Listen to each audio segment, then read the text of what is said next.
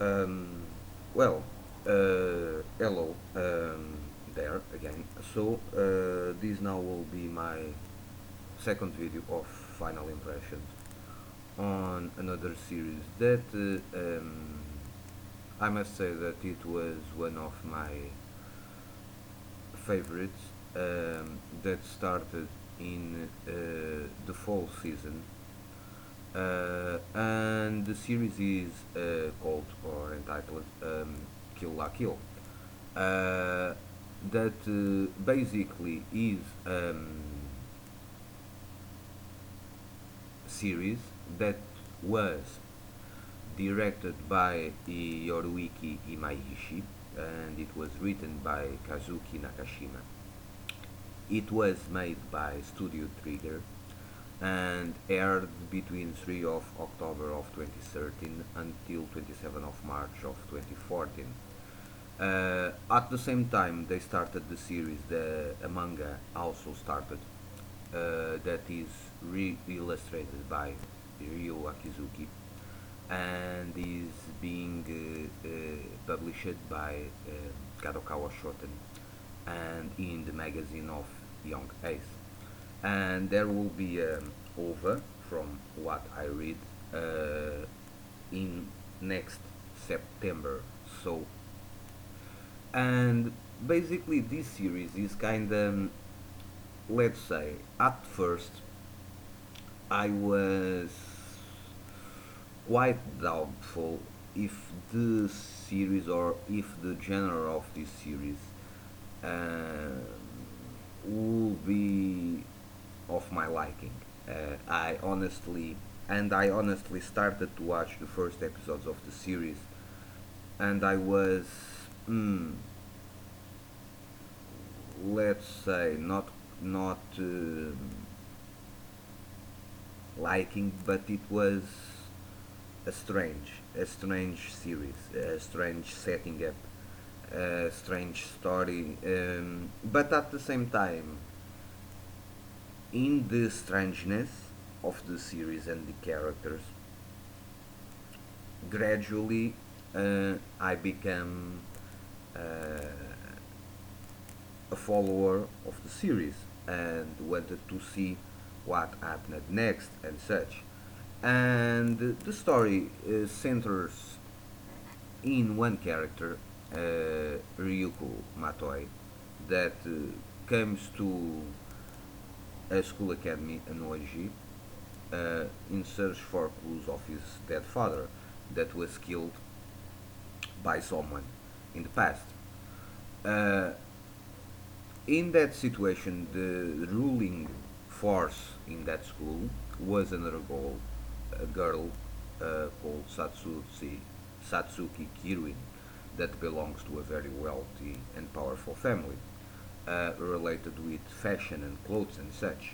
And she has four characters that basically are her bodyguards: Gamagori, Sanegayama, um, Inumuta, and Nonon.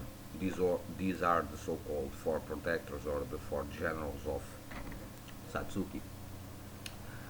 And the first part of the series basically is the story of the confrontation between Ryuko and Satsuki, because the way that Satsuki does things in the school is this, Ryuko does not like it, and so she opposes her and her plans.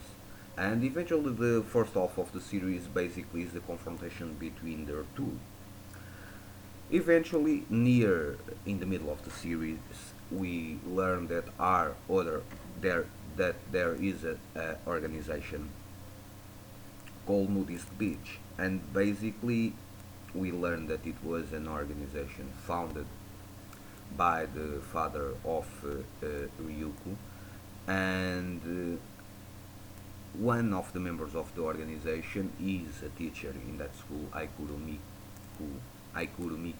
Zugi, and also in the series there is the appearance of another character of this organization.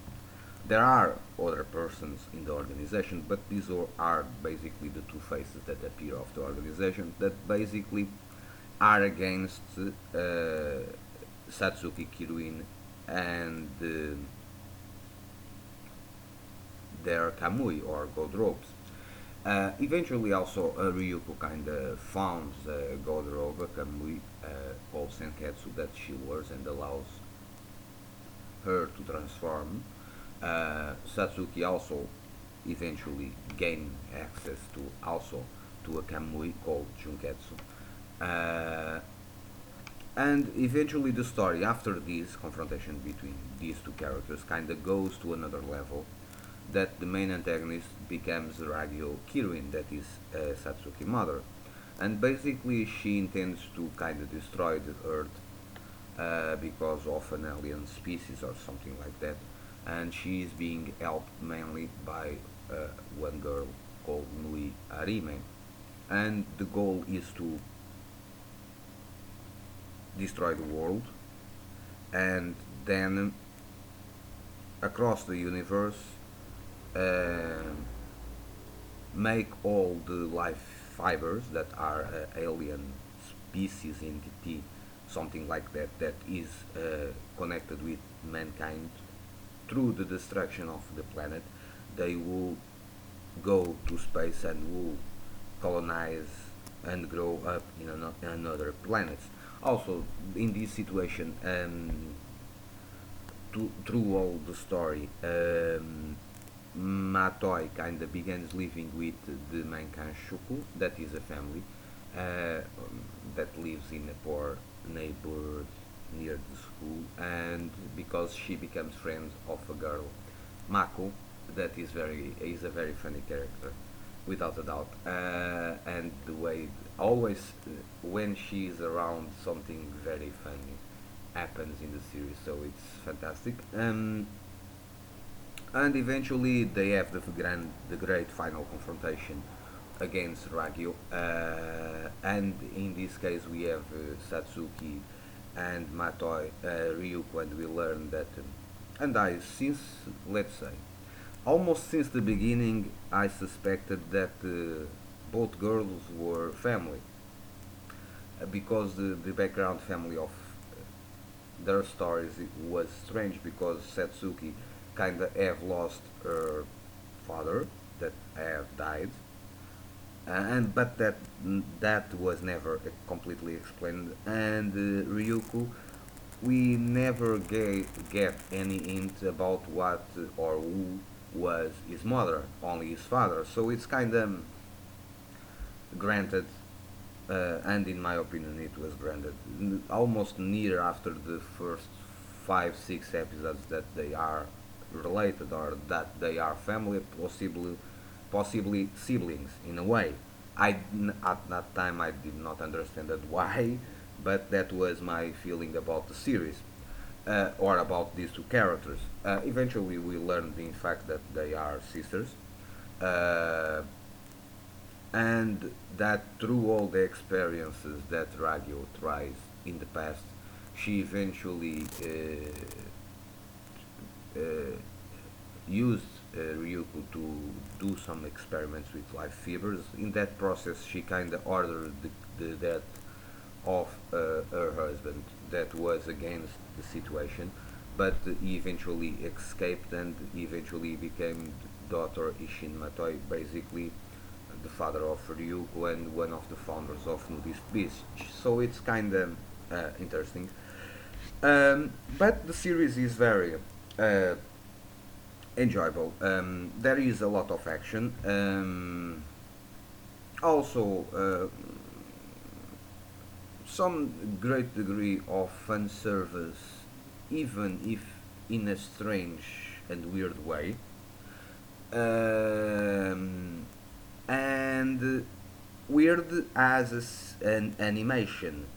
Don't get me wrong. The animation is at some points in the series. The animation, I think that the animation was top notch near the beginning of the series. Then mid season, it kind of, in my personal opinion, it kind of degraded a little and lost. and did lose some quality, and near the end of the series it kind of recovered uh, that quality.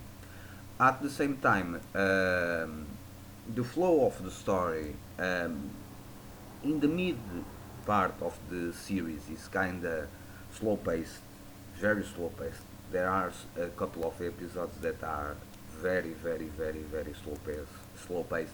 But then near the second half of the season, um, the story leaps a lot forward. So this is very interesting. Like I was saying, I like the series, I like the characters, I kind of like the concept. I did not like the concept at first glance. It's a concept that I think that you need to watch more than one or two or three episodes to begin grasping the series, grasping the characters, kind of bound with the characters, their story, and such. It's not one of those series that catches you at first glimpse. Uh, in the least with me, that was not the case. But then gradually I became quite fond of the series and the story and such. So I do um, recommend that if you decided to watch the series, watch more than one or two episodes. Try to watch in the least until the episode 4 5, and for until that probably you will found the series strange in a way, but all the series is kind of strange but is interesting, and it's the fact that it's kind of strange and kind of different and kind of unusual in a way, the way they make the series, that eventually makes the series interesting. So those are my final impressions and thoughts on Kill La Kill. As a rating, I give the series 8.5 as a rating. I do enjoy the series um, a lot. Uh, it was a series that eventually I became connected with the characters, with the plot, with the story and such. But it's gradually, not immediate. So that's it. So these are my final impressions for Kill La Kill. Hope you enjoy. Stay well, peace, and see you soon.